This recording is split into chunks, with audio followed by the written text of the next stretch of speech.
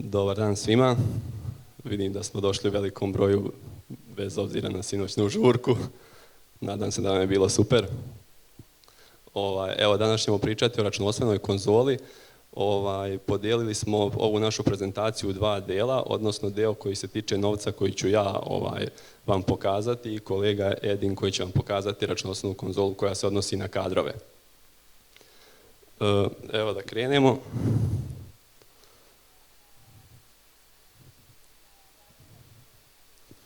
Znači, što se tiče računovodstvene konzole, prvenstveno želim da napomenem da je to funkcionalnost u Pantheonu koja je prvenstveno namijenjena za računovodstvene servise, odnosno za agencije za vođenje knjiga, kako bi im se ubrzao rad i pomoglo da budu dosta efikasniji jer rade na više baza istovremeno, odnosno imaju potrebu da rade na više baza istovremeno.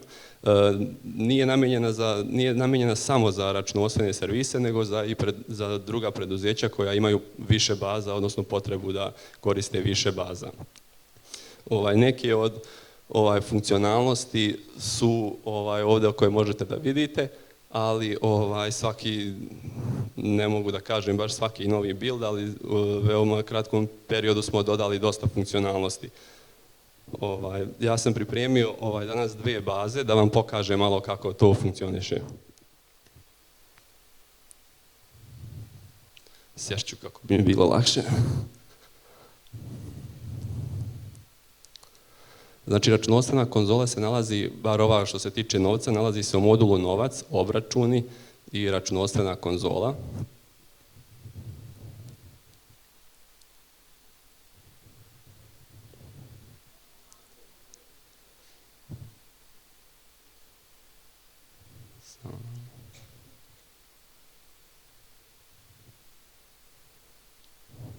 Samo trenutak.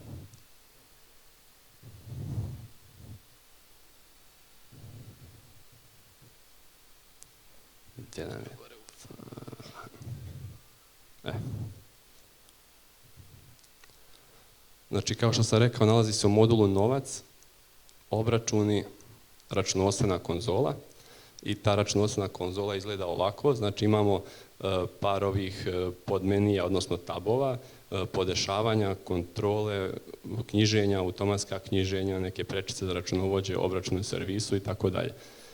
Što se tiče prvog ovoga taba, podešavanje, ovdje možemo da vidimo kod mene trenutno dve baze, ali bi ovdje bile ispisane sve baze na kojima imate pristup i u kojima želite da radite i jednostavnim čekiranjem koje hoćete da koristite bi odabrali te baze.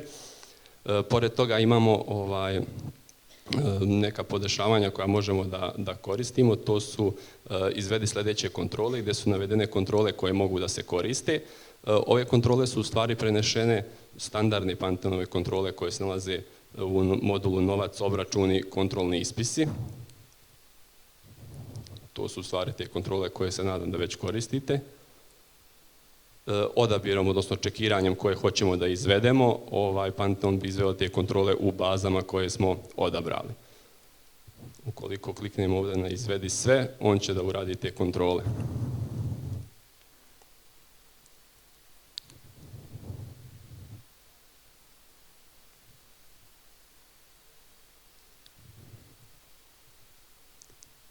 Evo, završio je i tamo gdje je uspio da nađe neke kontrole, vidimo da su boldovane te kontrole. Da bi provjerili šta su te kontrole, odnosno šta je Pantheon kontrolisao, na ovom tabu kontrole su ispisane sve te kontrole, odnosno te, da kažemo, greške koje je pronašao. Znači, mogu da se nađu izdati računi, primljeni računi, POS, carina i sve ovdje što je navedeno. Znači, ovdje možemo da vidimo, na primjer, na izdatim računima da je u preduzeću Tekta na ovoj bazi pronašao da je dokument neki 3001 nije proknjižen. I isto to vidimo na preduzeću 2, odnosno nekoj drugoj bazi, da neki dokument nije proknjižen. To je isto i kod primljenih računa. Možda ovdje neka razlika, odnosno malo složenije za kontrole knjiženja. Ove kontrole knjiženja su u stvari one kontrole knjiženja koje imate na zaključku godini,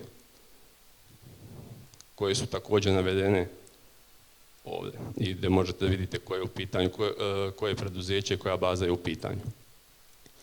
Pored ovih kontrola možemo da izvršimo i neka automatska knjiženja na isti način da čekiramo šta hoćemo da proknjižimo i na izvedi sve on će to da proknjiži. To što se proknjiži, vidimo ovdje da imamo automatska knjiženja, ovaj tab, isto tako podeljeno izdati primljeni računi, post, carina i blagajna. To su znači one vrste dokumenta koje možemo da koristimo, koje možemo da automatski knjižimo.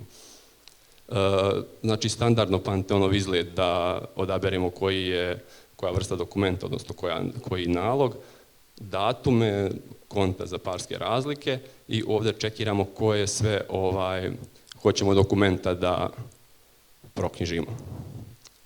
Isto tako ne moramo sve odjednom, možemo pojedinačne ove, klikom na knjiži, on će da proknjiži.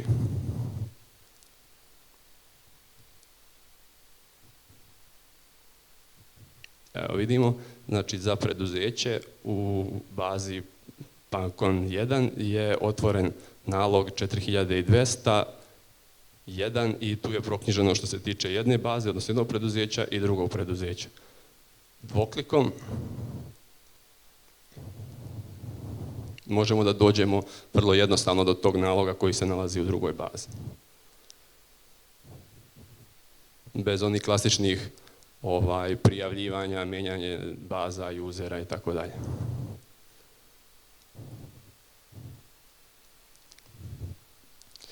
Znači, pored ova dva, da kažemo, neka od glavnih dijelova izvedi sljedeće kontrole automatska knjiženja, isto tako dodali smo i dokumentaciju koju možemo da pregledamo u Panteonu kroz jednu bazu. Šta je ovdje bitno je da ovo možemo da radimo, odnosno da postavimo da se ove kontrole, odnosno ova knjiženja izvršavaju preko noći, odnosno u nekom periodu koji vi odredite. To možemo da radimo na dva načina. Jedan je preko automatskih zadataka koji se nalaze u administratorskoj konzoli, gdje bi postavili određene parametre da se taj proces izvršava, ali da ne bi ovdje popunjavali ova polja, jednostavno na ovom ovdje dugmetu automatsko pokretanje dodamo novi zadatak. Ovdje će nam se u administratorskoj konzoli već podesiti sve što je potrebno za to izvršavanje. Ovdje bi samo naveli kako nam se to zove. Odabrali bi klasično kad se izvršava ta aktivnost, parametri su već popunjeni koji trebaju da budu, odabrali bi kojim korisnicima će se to aktivirati i koji korisnici će dobijati taj izveštaj na mail. Pošto meni sad ovdje internet nije baš dobar, to u suštini izgleda ovako bi dobili mail gdje je izvedeno koje su kontrole izvedene i dobili bi ovako neki ispis gdje vidimo šta je urađeno. Ovo je primjer za izvedene kontrole.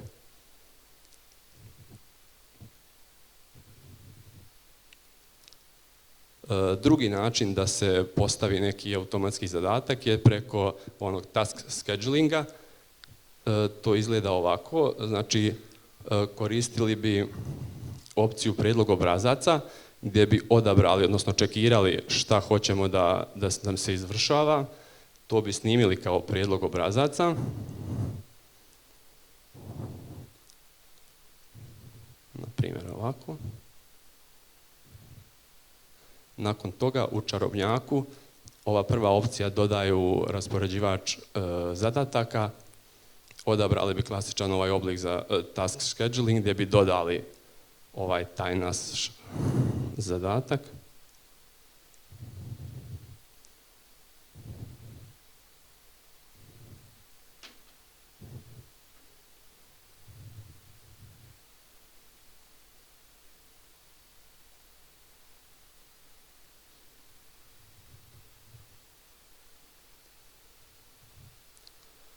Znači isto bi odabrali kada bi se to izvršavalo.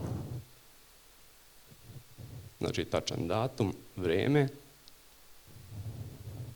To bi snimili i taj zadatak bi bio, da kažemo, aktiviran.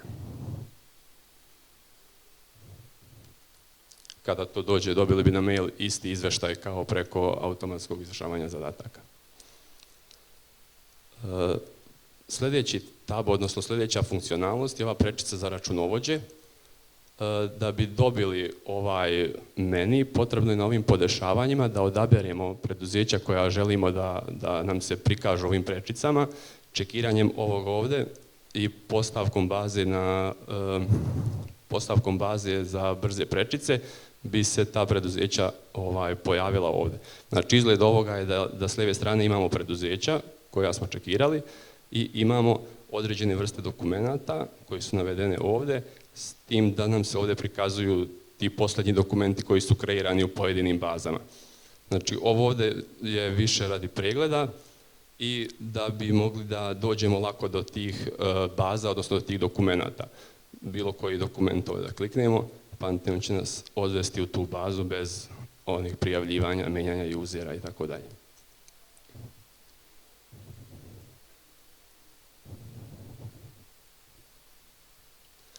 Ovdje vidite da imamo ovako ovu crvenu boju i bijelu.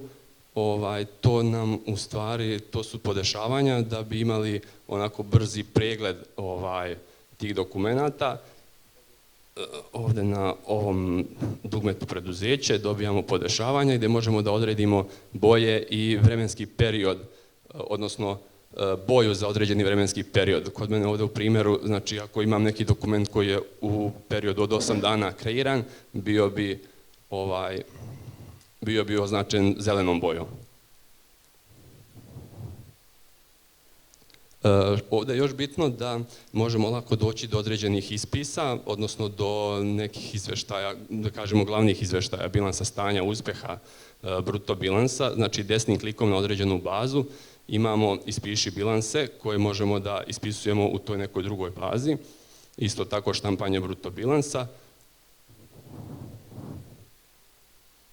gdje nam Pantheon otvara tu bazu i pozicionira nas na bruto bilans.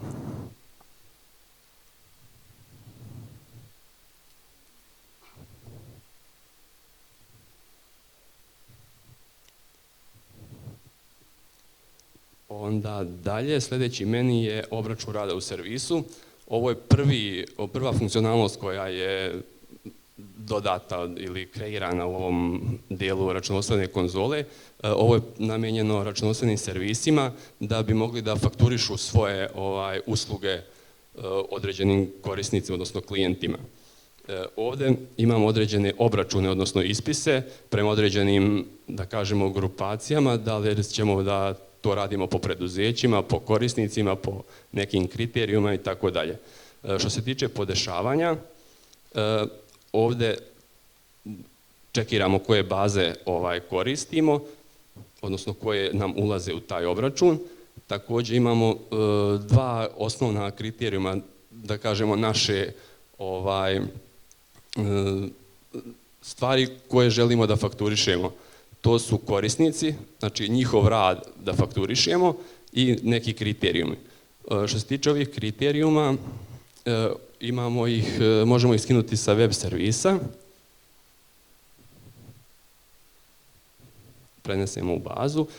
To su stvari ovdje koji su navedeni su, na primjer, obračun PDV-a, obračun zarada, obračun putnih naloga i određena knjiženja. Što se tiče ovih knjiženja, oni su sad podijeljeni na različite, da kažemo, varijante. To je da li se radi o datumu dokumenta, da li, na primjer, o datumu knjiženja, u zavisnosti od potreba korisnika. Ne bi trebalo ovako da čekiramo sve, jer bi to bilo dupliranje, jer jedan te isti dokument proknjižimo i po datumu dokumenta i po datumu knjiženja. Tako da odabirom određenih kriterijuma bi kreirali taj neki vaš set koji želite da fakturišete svojim korisnicima. Znači, čekiranjem baza, čekiranjem korisnika,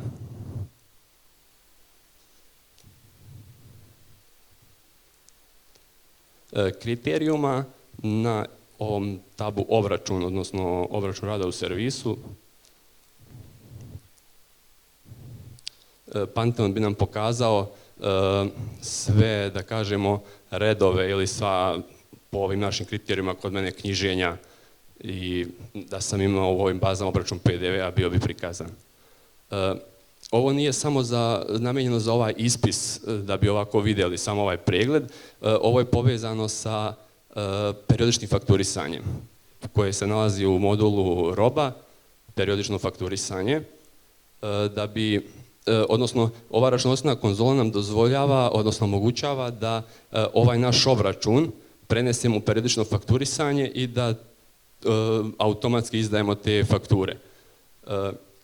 Povezivanje sa periodičnim fakturisanjem izgleda samo na tome da ovdje u ovom dijelu odaberemo vrstu dokumenta periodičnog fakturisanja. Naravno treba odrediti datume za vaš obračun, da li je to mjesec dana ili kako već. Ove dvije opcije su čekirane, znači da kreira periodiku za obračun. Šta je tu bitno? To je da u ovom periodičnom fakturisanju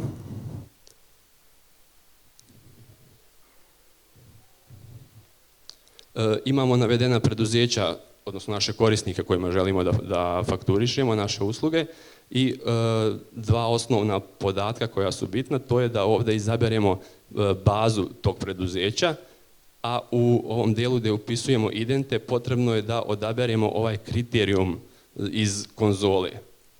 To su u stvari oni kriterijumi koji su nam navedeni ovdje. Kada to definišemo, neku cijenu, količina 0, našim obračunom za taj određeni period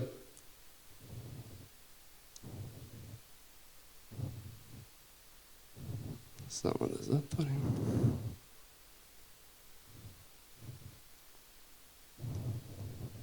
Znači dobili bi taj obračun u PDF-u, a vidite da je meni Pantheon ovdje uneo količinu 18, odnosno prema ovom mom kriterijumu koji je knjiženje po datumu dokumenta, mi je uneo kao da je to moje, da kažemo, količina usluga koja su izvršena. To vidimo ovdje, da je to knjiženje po datumu dokumenta, imam 13 plus 5, 18 tih knjiženja. Onda, što se tiče periodičnog fakturisanja, idemo klasično da kreiramo račune, predračune i šaljemo korisnicima. Pored ove funkcionalnosti, odnosno ovog povezivanja sa periodičnim fakturisanjem, na ovom dugmetu ispiši, na desni klik imamo mogućnost da taj naš obračun izvezemo u Excel, da ga dodamo, odnosno da kreiramo neku ad hoc analizu i da kreiramo dodatak za kontrolne table. Što se tiče izvoza u Excel, to je ono klasično, dobijete u Excelu te podatke. Što se tiče kreiranja ad hoc analize,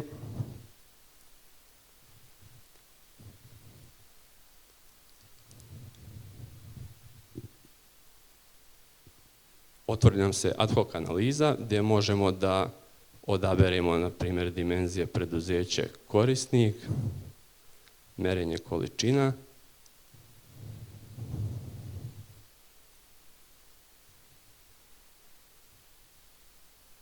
gdje možemo da kreiramo tu našu analizu, isto tako možemo grafički to da prikažemo i tako dalje. Što se tiče kreiranja dodatka za kontrolne table, to se odnosi na ove klasične kontrolne table koje su u Pantheonu, gdje bi mogli da kasnije kreiramo neke izvještaje i tako dalje.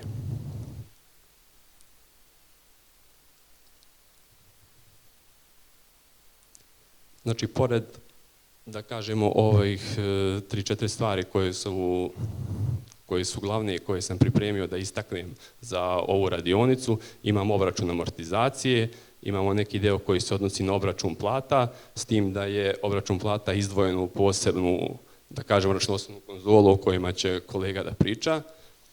Imamo dnevnik događaja, ovo u stvari predstavlja, da kažemo, log događaja, odnosno ko je šta radio po bazi. To je u stvari ovaj deo koji se nalazi u administratorskoj konzoli.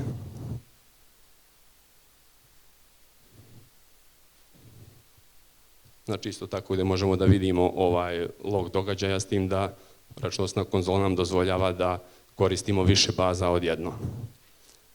dokument, isto tako možemo da pregledamo ovaj dokument u različitim bazama. Što se tiče računovodstvene konzole iz dijela novac, to je ovo što sam pripremio da vam predstavim danas. Sada bih dao riječ kolegi Edinu da vam pokaže deo koji se odnosi na deo kadrove. Hvala. Pozdrav, moje ime je Edin Bjedić i ja ću predstaviti ovaj dio računovodstvene konzole kadrova. Kao što ste jučer u keynote mogli vidjeti, odlučeno je da se odvoji računovodstvena konzola kadrova kad smo odlučili da proširimo njene neke funkcionalnosti. Pa ćemo danas prići u ovoj prezentaciji kratko koje su to funkcionalnosti nove računovodstvene konzole kadrovi, koji je neki terminski plan u razvoju kako će se ona razvijati.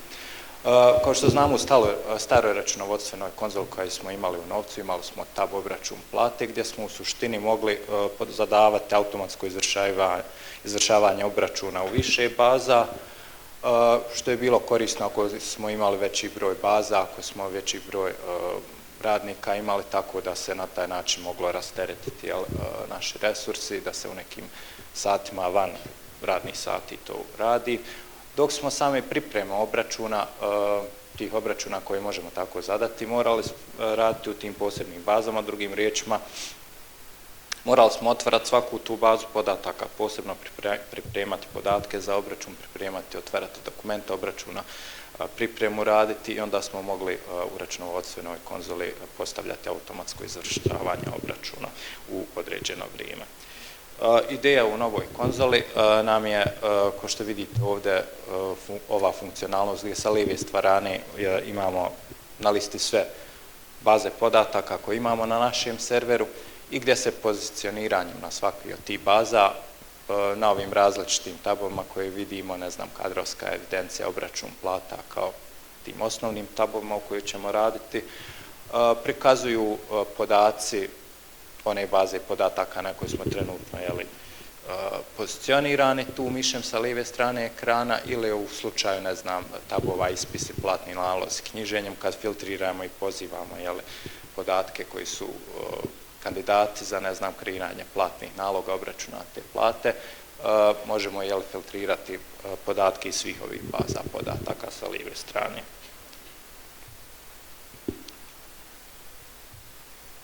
Terminski neki plan, planirano je da se ove osnovne tabove koje ovdje vidite, postavke, osnovni podaci, rad u kadrovskoj evidenciji, obračunu plata, ispisi, kreiranje platnih naloga i knjiženja za sve ove obračune, da se to razvije do kraja godine, dok poslije nove godine idemo u razvoj ovih lokalizacijskih stvari kao što su, ne znam, izvoz različitih zakonskih obrazaca u različitim zakonodavstvima.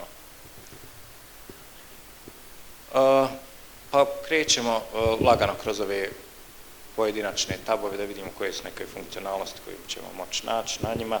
Na tabu postavkama ćemo imati u suštini postavke koje smo imali u prijašnjoj računovodstvenoj konzoli u novcu gdje ćemo moći zadavati to neko automatsko pokretanje zadataka pod broj 1 i neke dodatne postavke koje će se odnositi za samu kadrovsku evidenciju obračune plata. Na tabu osnovni podaci ćemo vidjeti taj primjer gdje mijenjanjem i pozicioniranjem na ove baze mijenjaju se i podaci koji se u desnoj strani prikazuju ovdje na panelu. Pa ako pogledamo, znači vidimo da promjenom preduzeća na koje se pozicioniramo s lijeve strane mijenjaju nam se i prikaz tih nekih u ovom slučaju samo osnovnih podataka preduzeća.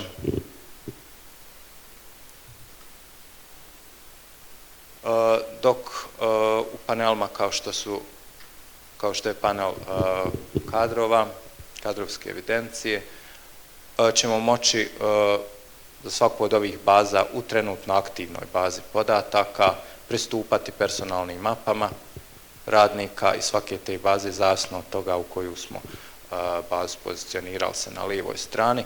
Moćemo mijenjati te podatke, sve ove podatke koje su nam bitne, ne znam, radna knjižica, radna mjesta, iznosi olakšica i slično. Svi oni podaci koji su nam bitni za pripremu samog obračuna, kao što je, ne znam, unos odsustva radnika, unos prisustva i slično. Na tabu obračuna plata možemo znači obračunavati plate u svim tim bazama odjednom i vršiti samu tu pripremu samog obračuna, tako što možemo u ovom tabu otvarati novi dokument, možemo vidimo dole u donjem dijelu prozora koji su to sve baze onako kako smo u lijevoj strani odabir napravili.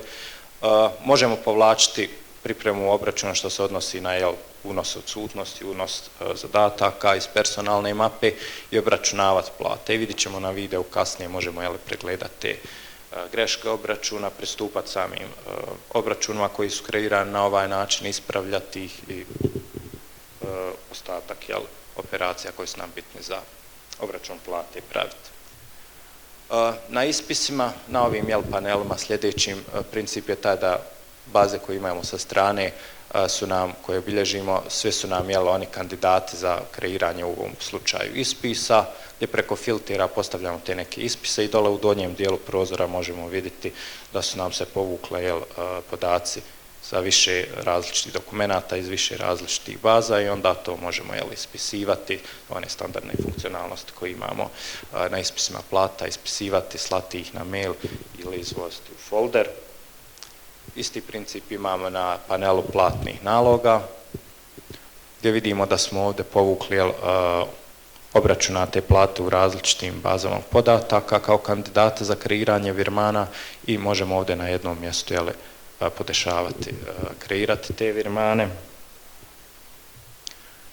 I isti princip za knjiženje plata. Napomenuo bi samo još jednom, znači ova sva funkcionalnost koju smo i prije imali, automatsko postavljanje svih ovih stvari koje smo imali u prethodnoj, bit će smješteno sada ovdje u panelu postavke za sve ove posebne tabove. I možemo vidjeti kako taj proces izgleda od knjiženja plate,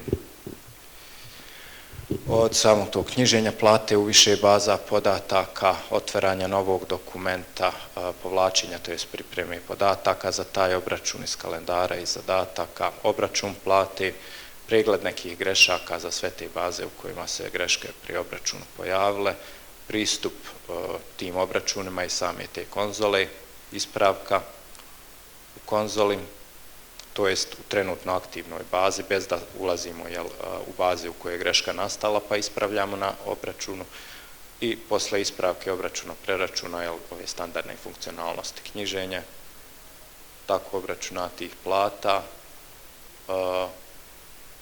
printanje različitih ispisa i sl. To bi bilo sve što se tiče predstavljanja ove nove računovodstvene konzole kadrovi. Također, kolega, ako budete imali pitanja, tu sam. Hvala, prijatno.